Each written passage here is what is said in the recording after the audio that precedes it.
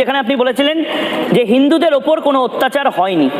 আপনি কি এখনো সে কথাই বলছেন, যখন ইউনূস সাহেব তিনিও স্বীকার করে নিচ্ছেন যে হিন্দুদের উপর অত্যাচার হয়েছে এবং এবার আমি দায়িত্ব নিচ্ছি? না, আমি কিন্তু সেভাবে বলিনি যে হিন্দুদের উপর নির্যাতন হচ্ছে না। আমি যেটা বলেছি যে আওয়ামী হিন্দু নেতা, এমনকি হিন্দু বৌদ্ধ খ্রিস্টান ঐক্য পরিষদের নেতা এবং পূজা উদ্যাপন পরিষদের নেতা যারা এবং কর্মী যারা এই ছাত্র আন্দোলনের বিরুদ্ধে অবস্থান নিয়েছিল, পত্রিকায় বিবৃতি দিয়ে তাদের বিরুদ্ধে রুখে দাঁড়ানোর আহ্বান জানিয়েছিল, এবং যারা এই আন্দোলনের বিরুদ্ধে রাস্তায় নেমে তাদের বিরুদ্ধে ইট পাটকেল ছুড়ে তাদেরকে দমন করার চেষ্টা করেছে, সেই সমস্ত হিন্দুদের বাড়িতে তারা হামলা হয়েছে। আমি বলেছি নর্মাল যে সমস্ত জেনারেল হিন্দু, সাধারণ নিরীহ হিন্দু, তাদের বাড়িতে হয়নি। একটি গ্রামে 50টি হিন্দু বাড়ি আছে, তার মধ্যে বিচারটা করেন কি করে? আপনার কাছে কি কোনো স্ক্যানার আছে? মানে এটা কি স্ক্যানার আছে? এটা আমরা হিন্দু বৌদ্ধ খ্রিস্টান ঐক্য পরিষদের একটা, আমি যদি আপনি করেন, তারা তালিকা দিয়েছে যে কয়েকজন মানে যাদের বাড়িতে হামলা হয়েছে তারা সবই আওয়ামী লীগের নেতা এবং হিন্দু বৌদ্ধ খ্রিস্টান ঐক্য পরিষদ পূজা পরিষদের নেতা। এমনি সাধারণ যে সমস্ত হিন্দু, তার সংখ্যা পরবর্তীকালে মানে 5 তারিখে পরে অর্থাৎ 6-7 তারিখে গোবিন্দবাবু করা হয়েছে সামান্য কিছুদের। গোবিন্দবাবু, আপনি কি আপনার ছবি আমরা দেখেছি, বিএনপির মঞ্চেও আপনার ছবি দেখেছি, আপনি কি বিএনপি দলটা করেন? মোটেও না। আমি শেখ হাসিনার সঙ্গেও দেখা করেছি, দুইবার করে তিনি আমাদেরকে ডেকে নিয়েছেন, আমাদের সমস্যার কথা জানতে চেয়েছেন। আমি তাদের বলেছি যে একমাত্র সমাধান জাতীয় সংসদের সংরক্ষিত আসন এবং পৃথক নির্বাচন ব্যবস্থা করে দেন। গোবিন্দবাবু, ভোটে নির্বাচিত হবে। গোবিন্দবাবু, আমাকে একটা কথা বলুন, মেহেরপুরে তাহলে নির্বাচন কেন্দ্র করে মেহেরপুরের ইসকন সেন্টারে কেন ভাঙচুর বা আগুন লাগিয়ে দেওয়া হলো? তারা কি আওয়ামী লীগ করতো? কোথায়? মেহেরপুরে, বাংলাদেশের মেহেরপুরে। আমরা অন্য চ্যানেলে আপনি হয়তো দেখেছেন, রিপাবলিক বাংলা দায়িত্ব সহকারে বলছে মেহেরপুরের জগন্নাথ মূর্তি সহ যে সেন্টার, যার বাড়ি, যার সেন্টার, সেইটাতে আগুন জ্বালিয়ে দেওয়ার কথা হয়েছে।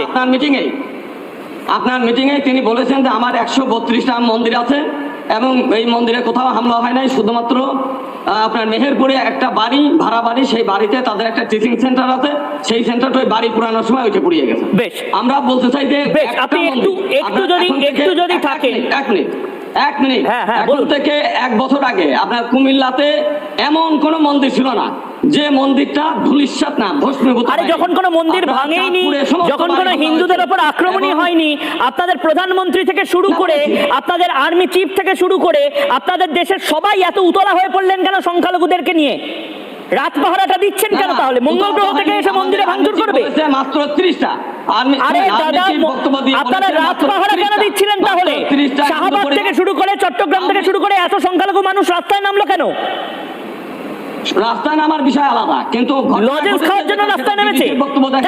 আমাকে বলুন রাস্তায় নামলো কেন? গোবিন্দবাবু, এত মানুষ কিলবিল করছে, বিনা পয়সায় কি খিচুড়ি দেওয়া হচ্ছিল? আমি বলি 92 না, আপনি বলুন 1,45,00,000 মানুষের মধ্যে থেকে এই লক্ষ লক্ষ মানুষ কেন শাহবাগ থেকে শুরু করে বিভিন্ন জায়গায় গেল? শাহবাগে কি নতুন মূর্তি বসেছে? হিন্দুদের উপর কিচ্ছু হয়নি, কিন্তু মানুষ একজনের রাস্তায় নামে নাই। আওয়ামী লীগের সময়ে নাসিরনগর থেকে আরম্ভ করে কুমিল্লা, চাঁদপুর, ছাড়ুন আওয়ামী লীগ, ছাড়ুন অন্যান্য দল, হিন্দুদের নিয়ে কথা বলুন, সংখ্যালঘুদের নিয়ে কথা বলুন, সংখ্যালঘুদের নিয়ে কথা বলুন। গোবিন্দবাবু, সংখ্যালঘুদের নিয়ে কথা বলুন। আপনি শাসক দলের হয়ে এতটা কথা বলবেন না যার জন্য সনাতনী সম্প্রদায়ের মানুষ কষ্ট পায়, আঘাত পায়। আপনিও তো সনাতনী, আপনি সনাতনী তো? কষ্ট পাওয়ার জন্য না, আমার কথা হচ্ছে যে আপনি সনাতনী তো?